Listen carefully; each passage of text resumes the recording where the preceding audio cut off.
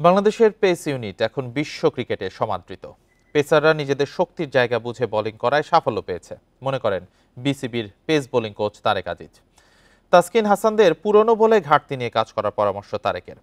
পেসারদের workload ম্যানেজমেন্টে গুরুত্ব দেওয়ার কথা বলেছেন ব্যাটার জাকির হাসান।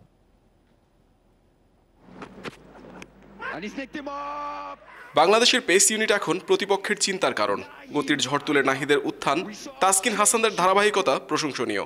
অ্যাওয়ে সিরিজেও দলকে জেতাচ্ছেন পেসাররা। হার নামানা মন্ত্র পেসারদের করেছে উজ্জীবিত। উইন্ডিজে টি-20 সিরিজ জয়ে হাসান, তাসকিন, তানজিমরা রেখেছেন ভূমিকা। একসময় স্পিন স্বর্গের দেশ এখন পেসারদের খনি হয়ে উঠছে। এই বছর যদি দেখেন আমরা কিন্তু দারুণভাবে নিজেদেরকে মেলে ধরেছি, but still we have like আমরা পুরান বলের এখনও ওইভাবে করতে পারিনি, বাট সামনে কাজ করলে ইনশাল্লাহ এই ল্যাকটাকেও আমরা পূরণ করতে পারবো। গতি দিয়ে প্রতিপক্ষ ব্যাটারদের কাঁপিয়ে বিশ্ব ক্রিকেটের স্পটলাইটে নাহিদ রানা। সতীর্থরাও উপভোগ করেন তার আগ্রাসন। প্রাইড আছে যে আমরাও কিন্তু বাউন্স ব্যাক দিতে পারি, যে কেউ আমাদের স্লেজ করলে আমরাও নাহিদ রানাকে দিয়ে ভয় দেখাইতে পারি। সো আমার কাছে ওই জিনিসটা থাকায় আমার কাছে মনে হয় ওই টিমগুলো একটু এখন ভয় পায় আমাদের। পেসাররা ইনজুরি প্রবণ, টানা ম্যাচের ধকলে বাড়ে ঝুঁকি। ওয়ার্কলোড ম্যানেজমেন্টে বাড়তি গুরুত্ব দেওয়ার কথা বলছেন জাকির।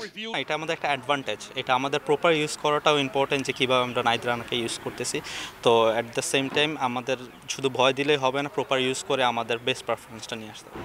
সামনে বিপিএল, তাসকিন হাসান, নাহিদদের জন্য দিক নির্দেশনা থাকবে কি বিসিবির? চ্যাম্পিয়ন্স ট্রফিতে যে পেস ইউনিটের উপর নির্ভর করবে টাইগারদের সাফল্য। মুহাম্মদ নাজিম, ইন্ডিপেন্ডেন্ট নিউজ, সিলেট আন্তর্জাতিক ক্রিকেট স্টেডিয়াম, সিলেট।